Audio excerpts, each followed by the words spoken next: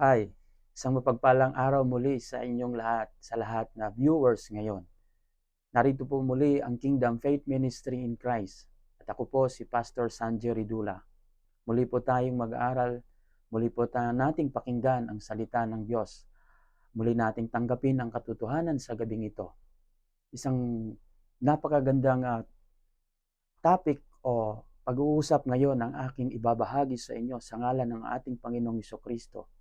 Kung ikaw man ay nakapakinig or napanood mo yung unang video, ito'y connection doon at napakaganda po dahil mayroon pong mensahe at karunungan na ating makupupulot na karugtong doon sa nakaraan nating video. At ang ating pong pamagat ngayong gabi na to ay knowing self-identity. Sa pamagat pa lang ay napakalaking information na ang iyong makukuha dito. Knowing self-identity. Ano nga ba itong katanungan na ito? O ano nga ba ang ibig sabihin nito? Marami po sa atin ay hindi natin kilala ang ating identity, ang ating pagkakilanlan, kung sino nga ba tayo.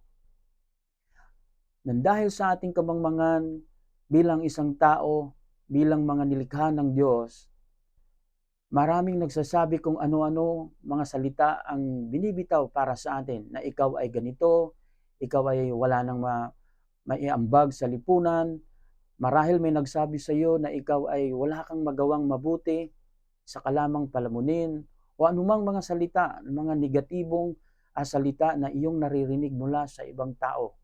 At dahil doon sa mga salitang iyon, ay nagkaroon ito ng impact sa buhay mo. At ikaw ngayon ay nagkaroon ng kalungkutan, kabigatan sa iyong sarili, at para bang naniniwala ka na sa kanilang mga negatibong komento sa iyo, na parang sabihin mo na sa iyong sarili na, totoo nga, ganito na nga lang siguro ako, wala na akong magagawa. Mahirap lang siguro talaga ako. Wala talaga siguro akong may ambag sa pamilya namin. No, hindi po yan totoo. In fact, kapag nalaman mo ang katotohanan ito, ito'y magpapabago sa iyong pananaw at sa iyong pag-iisip. Ito'y magpapabago sa iyong pagkakilala mo sa iyong sarili. Kung dati ay kinikilala mo o nakilala mo ang iyong sarili na isang mahamak lamang o isang mababa, ngayon, tapusin mo ang video ito at hilingin mo sa Panginoon na matanggap mo ang katotohanan na mula sa salita ng Diyos. Uumpisan ko po muna siya sa isang statement. Itong statement na to ay ito yung aking masasabi. Dahil isa sa mga ginagawa ng ating kaaway na si Satanas ay burahin ang ating pagkakilanlan mula pa lang nung una, mula pa lang nung pasimula. Gusto niya na tayo ay hindi natin magampanan, hindi natin mai-apply ang ating totoong kung sino talaga tayo. Now, tingnan natin. Walang may karapatan na magbigay ng identity sa atin. Hindi ikaw ang may kakayanan o karapatang magbigay ng identity sa ibang tao.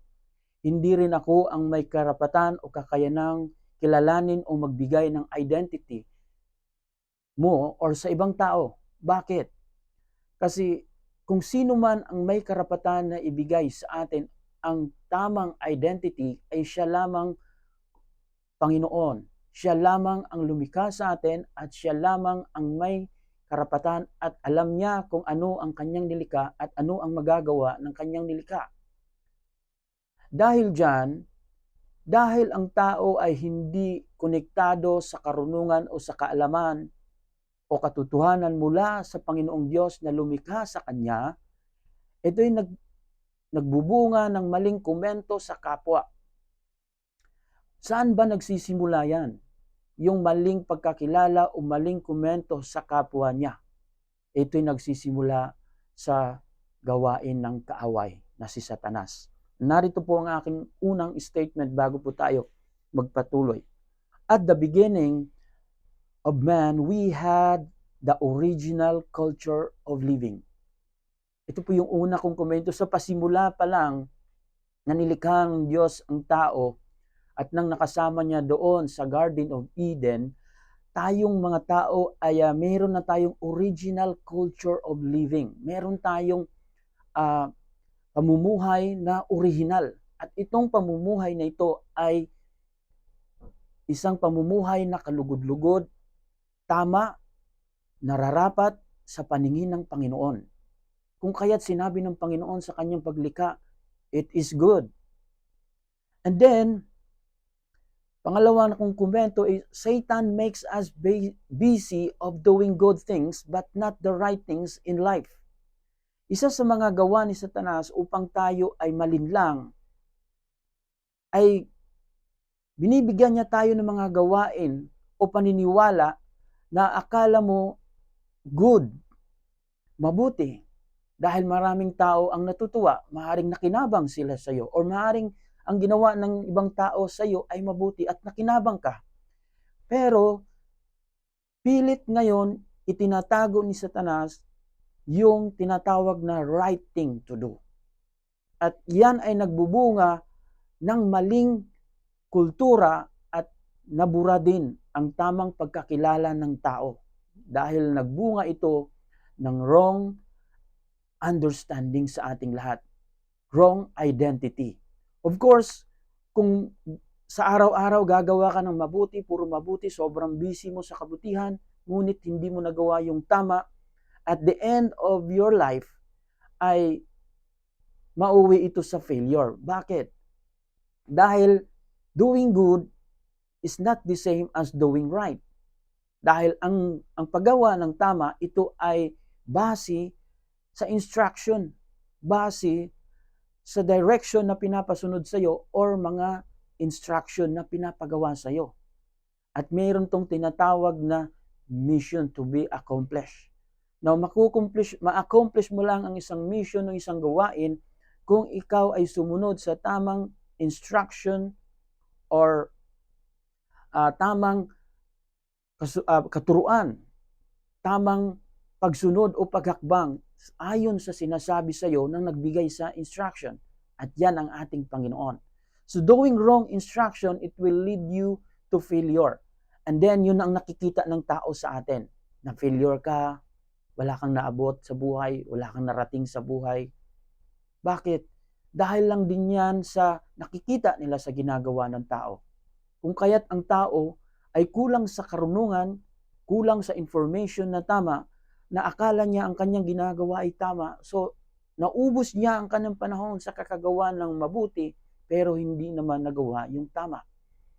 Now, ang kasunod nito na statement is, Satan has blinded us not to know and see ourselves of who we really are. Hindi na natin alam kung sino nga ba talaga tayo. Kasi binulagan tayo ni Satanas. Itinuturo sa atin ng mundong ito na mula sa karunungan ni Satanas na ang iyong tunay na identity, ang iyong pagkakilanlan ay kung ano ang iyong marating sa buhay. Kung ano ang iyong naambag patungkol sa pera, kung ano yung naipon mo, ano yung napundar mo, diyan ka kilalanin. Diyan ka kilalanin sa dami ng iyong pera, yung account, diyan ka nakilala o diyan ka minahal ng tao dahil ang dami mong ari-arian. Regardless of your attitude. Kahit gaano kasama ang tao, kahit sobrang sama ng kanyang sinasabi sa kapwa, dahil meron siyang mga bagay na nakakasilaw o mga bagay na nagpapayaman sa kanya, siya ay binabansagan ng tao na napakabuti. Maganda ang identity niya. Pero hindi yan ang tinutukoy sa atin ng Panginoon na ating pagkakilanlan o identity. Dahil bunga yan sa pagbura ng ating kaisipan or nagkaroon ng tinatawag nating malfunction. Nakurap yung ating kaisipan. At dyan po si Satanas nagtagumpay. At ang pang-apat is Satan's activity from the beginning is to erase our original history and identity. Meron po tayong original na history. Ang ating original na history, yung ating origin ay mula sa Panginoon. Kung sino tayo, saan tayo nagmumula, ano yung kultura natin, at ano yung mga iniisip natin, ano yung mga ginagawa natin na yan ay binubura ni Satanas at napalitan. Sa paglipas ng panahon ay nagiging kumakalat na ang paggawa ng kasamaan na para na bang normal sa paligid natin. Ang mga kabataan na nag-below 10 years old, makita mo na sa kalye na merong mga hawak ng mga sigarilyo, alak, o anumang droga ang kanilang hawak. Nagsasalita na ng mga masasamang salita laban sa kapwa, maging laban sa kanilang magulang at kapatid. Pero nang dahil sa burado na at nasira na ang moralidad ng tao, ay para na bang tanggap na lang ng lipunan itong gawain na ito na parang normal na yan. Normal na ang mabuntis ng walang ama, walang umaangkin, normal na ang uwi sa bahay na mayroong away, gera, murahan. So normal na sa ating makita yung bad attitude or bad character. So yan po ang nangyayari sa atin mga kapatid. Now, bakit nga ba ako nagkaroon ng masidhing pagnanais na ibahagi ito? Dahil nais ko po na ituro or maibahagi sa inyong lahat kung ano yung tamang identity natin, yung pagkakilala natin. Dahil ang ating identity, kung makilala natin ito, kung sino tayo, ito'y magdadala sa iyo ng tamang pagganap sa buhay. Ito'y magdadala sa iyo ng tamang kaisipan. Katulad na lang kung ikaw ay anak ng isang magalang o marangal na tao. Nais mong sa araw-araw na ikaw ay katulad ng iyong ama, na magalang, matuwid, hindi barumbado. Ibig sabihin nito ay dala mo ang identity ng iyong ama. Dala mo ang pangalan or reputation ng iyong ama. Ayaw mong mapahiya ang iyong magulang dahil alam mo ng iyong magulang o ang iyong ama ay ginagalang at nirerespeto. Hindi lamang nirerespeto ng ibang tao, kundi ikaw rin ay nirerespeto mo rin ng iyong magulang. Kung kaya't kapag dala mo ang kaisipan na yan dahil alam mo kung kanino ka galing, kanino ka nagmana, nais mo ring ituwid ang buhay mo ayon sa iyong pinagmulan, ayon sa iyong identity. Now, ang isang identity ay ito'y makikita sa pinagmulan. Now, atin po itong alamin ngayon at tingnan natin kung ano yung identity. Sinisearch ko po siya para lang din po magkaroon tayo ng konting kaalaman. Okay? Identity means the distinguishing character or personality of an individual. So, the distinguishing character or personality of an individual. Now, para makilala po ang isang individual o isang personality, dapat meron pong makita sa kanyang character. Now, showing your character to people, that identifies who you are. So, characters also, maipapakita mo to not only your action but even your thoughts, even your words na lalabas sa iyong mga bibig, ay makita ka ng tao kung ano ka, paano ka nila kilalanin. Anong klaseng personality itong tao na to na madalas hindi maganda ang lalabas sa kanyang bibig? Anong klaseng personality ng tao na to na ang bilis niyang magalit? Na para bang walang pakialam sa ibang tao, walang pagmamahal sa ibang tao, gusto niya sarili lamang. So, diyan sa karakter na yan ay nakikita o nadidistinguish yung kanyang personality or identity. Isa pa, ang meaning nito is a person's name and other facts about who they are. Ito yung mga facts, mga patunay kung sino nga ba talaga tayo. Now, alamin natin kung sino ba tayo at kanino tayo galing dahil sa ating matutuklasan ngayon kung sino tayo at kanino tayo galing, dito tayo kukuha ng ating refleksyon. Dito tayo kukuha ng tunay nating karakter, hindi yung nakikita natin sa paligid. Hindi tamang kukuha tayo ng karakter sa ibang tao, sa mga actor. Minsan sobrang hanga natin sa mga Hollywood actor na ultimo yung kanilang galaw, yung kanilang pananamit. Paano sila maglagay ng kanilang mga bagay sa sarili nila, ginagaya na natin ultimo yung kanilang color ng buhok, Because we want to be like them. So parang gusto mo na i-identify mo yung sarili mo katulad nila. Now the question is, that person is not good to be copy. Why? Because they are sinful.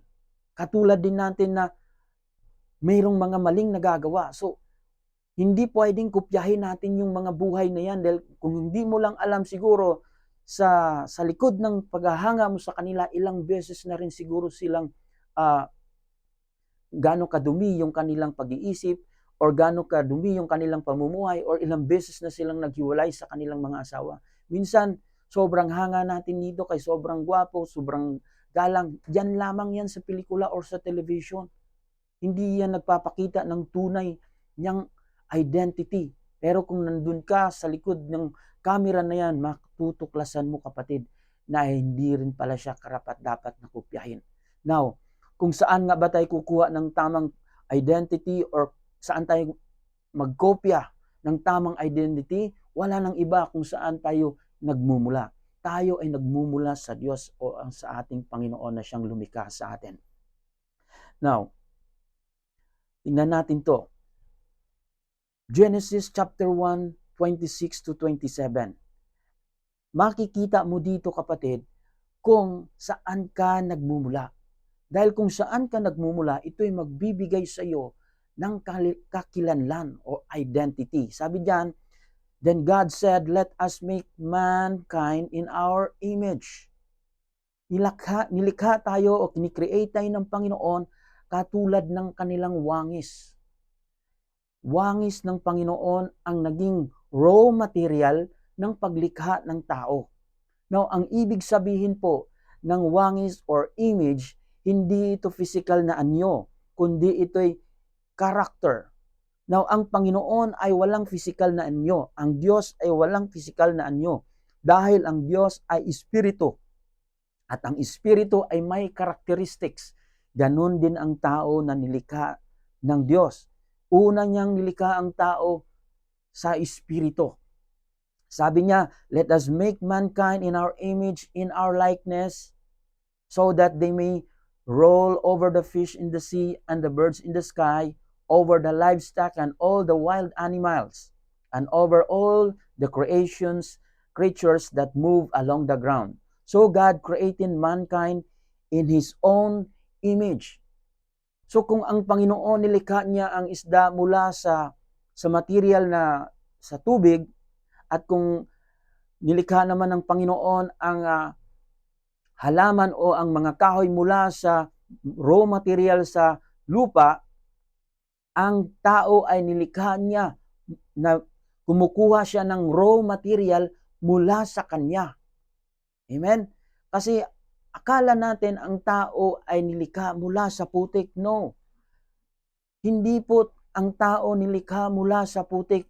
Makikita nyo mamaya. Ginawa muna ng Diyos ang tao mula sa kanyang espiritu. Therefore, consider yourself as God's Spirit is in you. The Spirit of God is in you. At ikaw ay merong espiritu ng Diyos. Tama po ba? Now, yan palang nakatotohanan na iyong natutunan ngayon ay magbibigay na ito sa iyo ng panibagong pananaw at pagkakilala sa sarili mo. Isipin mo, ako pala ay isang espiritu galing sa Diyos.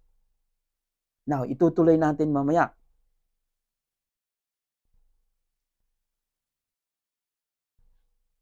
Alam natin na ang tao ay nilikha ng Diyos mula sa espiritu.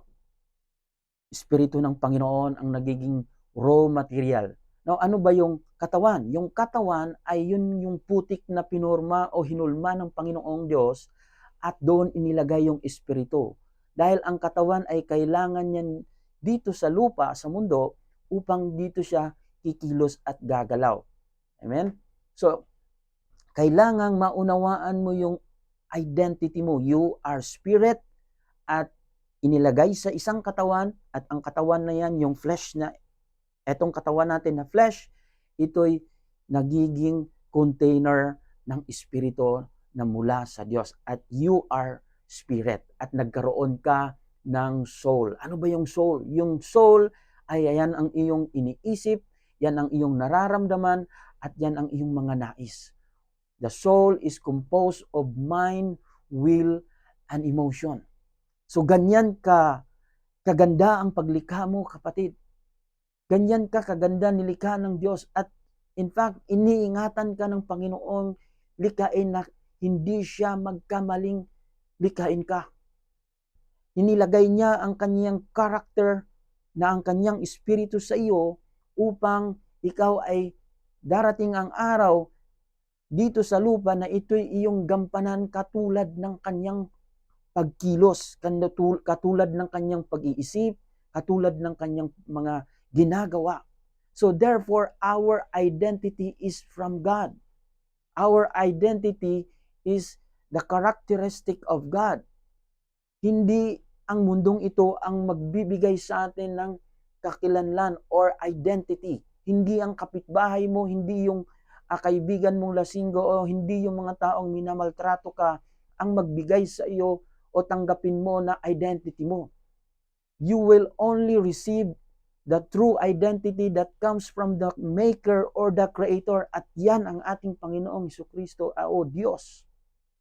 Dahil siya ang nagbibigay sa iyo ng buhay mo, at nariyan din ang kanyang karakteristik.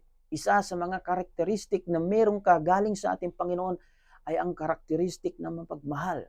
Now, tingnan natin yung mga characteristics na yan, mga identity natin. Now, man or the identity of man is eternal. Why? Because God is eternal and God is a spirit, at inilagay ng Diyos ang espiritu sa atin. Nung inihip niya, yung binugahan niya yung kanyang hinulmang lupa, yung hininga niya, that is the Spirit of God na inilagay sa iyo. So yan yung elements natin. Yun yung ating identity. Therefore, man is a spirit. Now, ano ba yung spirit or eternal? Forever existing. Maaring ngayon mo lang narinig ito na ikaw pala ay forever kang mag-i-exist. Ang espiritu na ikaw ay forever kang mag-i-exist, never kang mawawala. Mailipat ka lang ng destination. After mamatay yung physical body ng tao, ang kanyang espiritu ay hindi na maiiwan dito sa lupa or sa earth. Mapunta siya sa isang destination, sa isang lugar kung saan hinanda ng Panginoon. Ngunit hindi kailanman mawawala, or the spirit will never stop existing.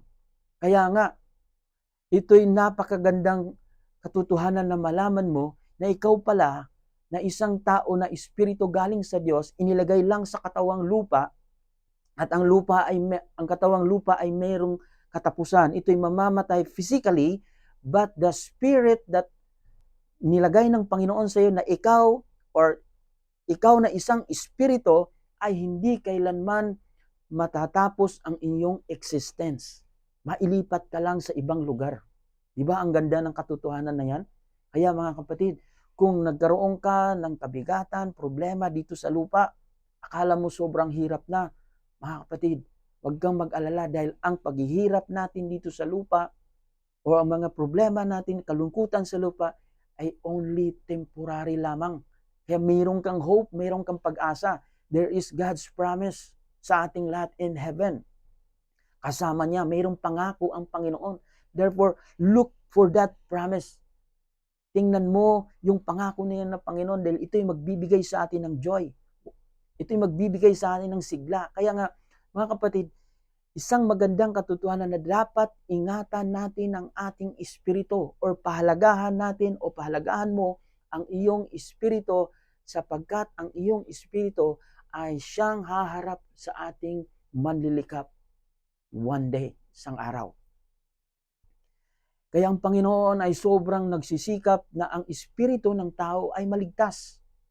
Dahil sa kasalanan, ang tao, ang kanyang katawan ay napasama na at mamamatay ito, physically, maiwan dito sa lupa. Mahalo ito sa ground, sa putik o sa dust. But the spirit na ikaw yun, ay pupunta ka sa lugar na hinanda ng Panginoon at haharap ka sa Panginoon at doon magkakaroon ng paghukom. Kaya pahalagahan mo ang iyong espiritu dahil sa lahat ng ginagawa ng iyong katawan dito sa lupa, ang magbabayad niyan, either maghihirap, parusahan ay ang espiritu. Ngunit kung ang iyong katawan ngayon ay gumagawa ng tama ayon sa kalooban ng Diyos, ang iyong espiritu ay bibigyan ng gantimpala ng ating Diyos at makasama niya habang buhay sa langit.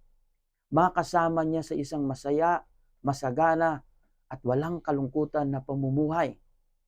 Ngunit, dahil walang alam ang tao, dahil siya ay mangmang, sa dami ng kanyang problema, sa dami ng kanyang inaharap sa mundong ito, dahil nasira na ang kanyang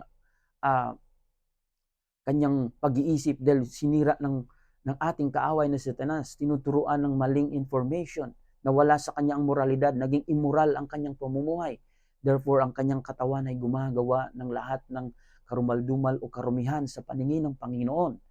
Ang nangyari dyan, pagdating ng judgment o hukom sa kanyang buhay, ang mananagot dyan ay ang espiritu niya dahil siya ay isang espiritu.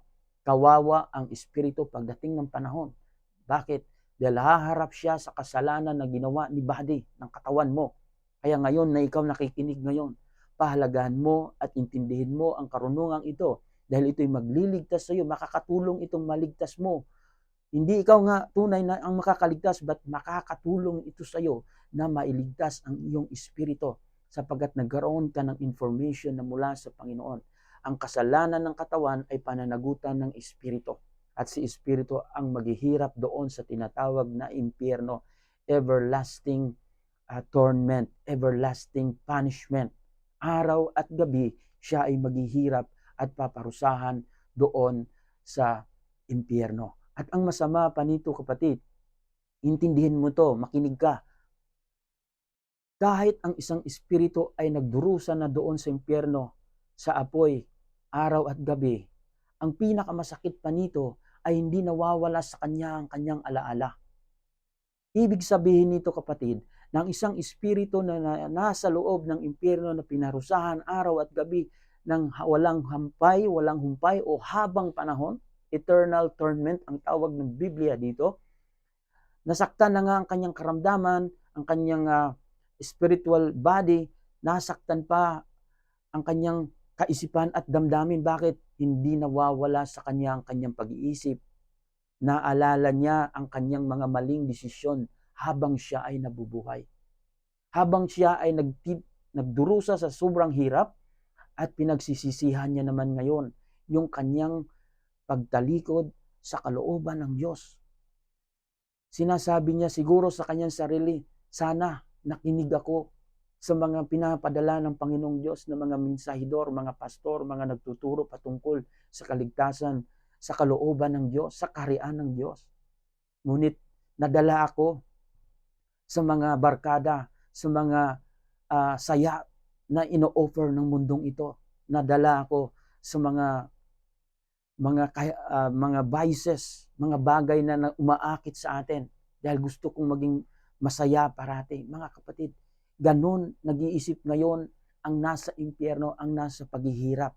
Nagsisisi sila.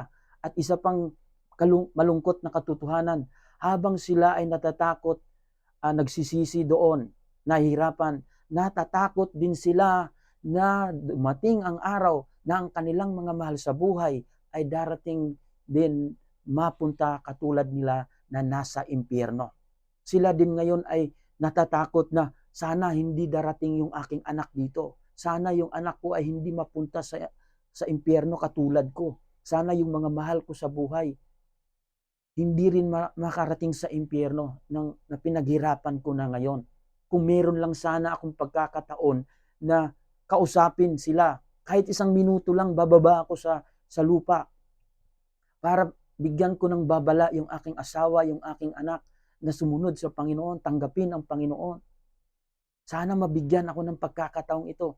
Ang problema, kapatid, ang mundo ng mga patay ay hindi na pwedeng makalabas doon ang nasa mundo ng mga patay. Yung mundo na yon ay walang makakalabas doon. Hindi pwedeng bumalik ang patay sa mundo ng mga buhay.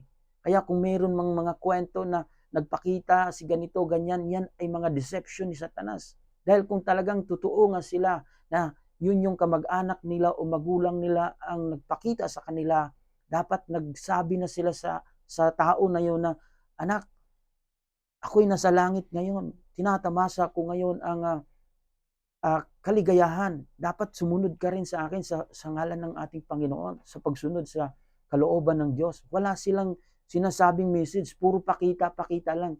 That is a deception of Satan. Now, kung sakaling man pwedeng bumalik o bigyan ng pagkakataon yung nasa impyerno, siguro haharapin nila yung kanilang mga mahal sa buhay at bigyan nila ng babala. Tanggapin nyo ang Panginoong Diyos. Sumunod kayo sa Panginoong Diyos. Bakit? Dahil hindi ko tinanggap ang Panginoong Diyos noong ako'y nabubuhay pa, kung kaya't ako'y nagdurusa sa impyerno. At narito ako ngayon upang bigyan ko kayo ng babala upang hindi kayo susunod sa akin sa impyerno. Hindi ba nakakatakot na katotohanan, mga kapatid, ito? Maaaring ngayon mo lang ito marinig, pero ito'y kalooban ng Diyos na ikaw na nakikinig ngayon at nanonood sa videong ito ay nangungusap sa iyo ng Panginoon.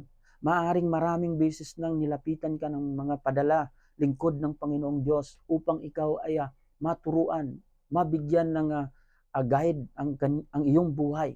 Mabigyan ka ng karunungan, kaalaman na mula sa Panginoon. Ngunit pilit mo lang silang tinatakwil at hindi mo binibigyan ng halaga. Kapatid, kaibigan, kung sino ka man, itong oras na ito ay sinadya ng Panginoon, itinakda ng Panginoon na marinig mo ito. Pahalagahan mo ang iyong espiritu. Dahil ang iyong espiritu ang siyang mananagot sa lahat. Dahil ikaw ay espiritu, hindi ka flesh. Now, minsan may mga tao na sa sobrang hirap ng buhay, ayaw na nilang dalhin yung kabigatan, problema, bunga ng mga maling desisyon ng tao. Nais nilang kitilin yung kanilang sariling buhay. At marami nang nagpapatiwakal, kinitil yung kanilang sariling buhay sa pagkaakala na matapos na ang paghihirap nila sa lupa. Mga kapatid, matakot ka sa katotohanan ito. Ang lahat na kumitil ng kanilang sariling buhay ay mayroong parusa na ngayon sa mga oras na ito. Dahil ikaw mismo o siya mismo ang kumitil sa buhay niya. Walang sinuman sa atin ang may karapatang kitilin ang buhay ng ibang tao at ang buhay natin. Dahil ang Panginoong Diyos lamang ang may karapatang kunin at ibigay ito. Kaya nakakatiyak tayo, mga kapatid, ayon sa salita ng Diyos, ang lahat na nagpapatiwakal at pinatay ang kanilang sariling buhay, sila ngayon ay nagdurusa na. Now, alam ko mayroon silang mga mahal sa buhay na nabubuhay pa dito sa mundong ito. Kung pwede nga, kung talagang totoong makakabalik ang mga tao na yun, na ang mga patay sa mundo ng buhay, dapat bumalik na sila at nakausap na nila yung kanilang mga mahal sa buhay. Pero dahil hindi makakabalik kailanman, mga kapatid, kaya nagsisisi sila ngayon. So ito'y katotohanan na dapat mong tanggapin.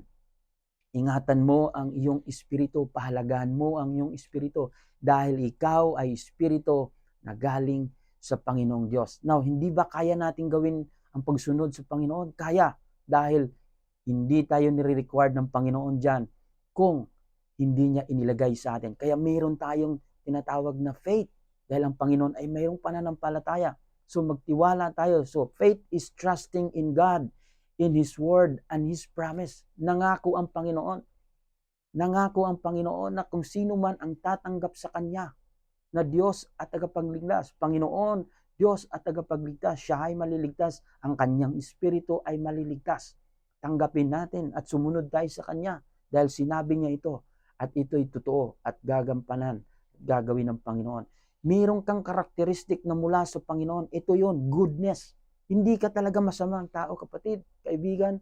Kung sabihin man nila ikaw ay sobrang sama mo na, sobrang itim ng budhi mo kung nakakarinig ka ng ganitong salita, wag mong tanggapin yan dahil yan ay galing kay Satanas.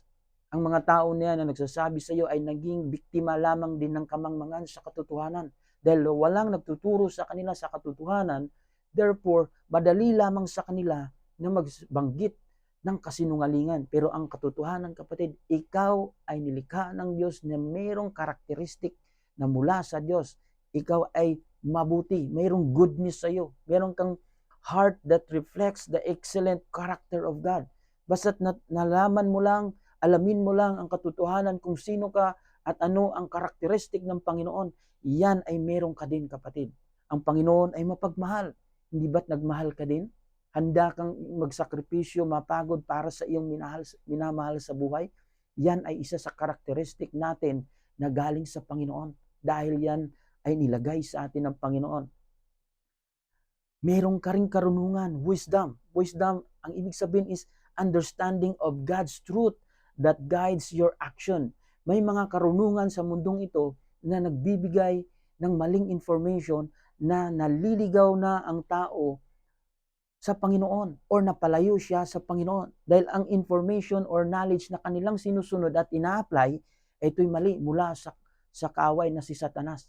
Kaya mali ang nangyayari sa buhay. Kaya ang mundo ay sobrang sama at ang daming paghihirap ngayon sa mundo dahil ito'y bunga ng mali na wisdom o pag-apply ng karunungan. Kailangang maunawaan natin ito, mga kapatid. Meron tayong discernment. Now, what is discernment? Discernment is seeking God's direction before acting. Bago tayo kikilos o gumawa ng isang hakbang, ay dapat tingnan muna natin sa salita ng Diyos. Magtanong muna tayo sa mga taong may kaalaman patungkol sa katotohanan sa Diyos, hindi patungkol sa reliyon, kapatid. I'm not talking to you about reliyon. Kahit anong reliyon ka man ngayon, ayoko nang banggitin. Basta alam mo kung ikaw ay nasa kabilang ng isang reliyon, hindi po yan ang tinutukoy dito. Ang tinutukoy dito ay ang pagsunod mo sa kalooban ng Diyos. Dahil pwede kang pumasok sa isang reliyon, maging leader ka sa isang reliyon, pero hindi sumusunod sa kalooban ng Diyos. Nagiging masaya ka lang dyan dahil siguro may posisyon ka dyan. Pero ang katotohanan, wala sa iyo ang katotohanan na mula sa Panginoong Diyos. Delikado ito dahil ito'y magdadala ng wrong direction at wrong action sa ating buhay. Isang magandang gabi sa ating lahat. Tandaan natin yung ating pag-aaral ngayon is knowing self-identity. Ang punto ko dito na ibahagi sa ating lahat ay ang mali nating pagkakilala sa ating sarili ay bunga ng hindi natin pagkakilala sa ating Panginoong Diyos na lumikha sa atin. Ang hindi natin pagkaalam sa katotohanan kung sino ang lumikha sa atin at ano ang ginawa ng Diyos nung tayo nilikha niya. Ang ginawa ng Diyos sa atin, ang kanyang character, ang kanyang espiritu ay inilagay niya at ginamit niyang material sa paglikha ng tao at yun ay ikaw. Kaya ang iyong identity ay godly. You are spirit. You are eternal. Ganyan ka. Kilalanin mo ang iyong sarili na anak ng Diyos. Hindi ka anak ng Diablo, kaya gumagawa ka ng gawain ng Diablo. Yan ay pandaraya ni Satanas sa buhay natin. Ikaw ay anak ng Diyos, nararapat lamang ipamumuhay mo ang karakteristik ng Panginoon, righteous, godly, and a holy human being. Ganon ang ating identity. Don't claim, don't accept those negative words, negative thoughts sa mga tao na nagsasabi sa iyo na masama ka. Yes, nagkakasala ka, nagkamali ka, pero hindi yan ikaw. Kung malaman mo ang katotohanan kung sino ka sa harapan at sa paningin ng ating Panginoong Diyos, ikaw ay matutuwa at magagalak. Ikaw ay minamahal ng Diyos dahil ikaw ay anak ng Diyos. Sa ating pagtatapos, kapatid, kung ikaw man ay nariyan pa hanggang ngayon mula kanina, hayaan mo akong ipanalangin ka ng konting panalangin. Samahan mo ako, kapatid, sa isang panalangin. Aming Diyos, aming Ama, salamat po, Lord, sa iyong salita, sa katotohanan na pinagkaloob mo sa amin. Lord, nahayag po, Lord, ang iyong identity, ang iyong karakteristik, Lord, sa oras na ito.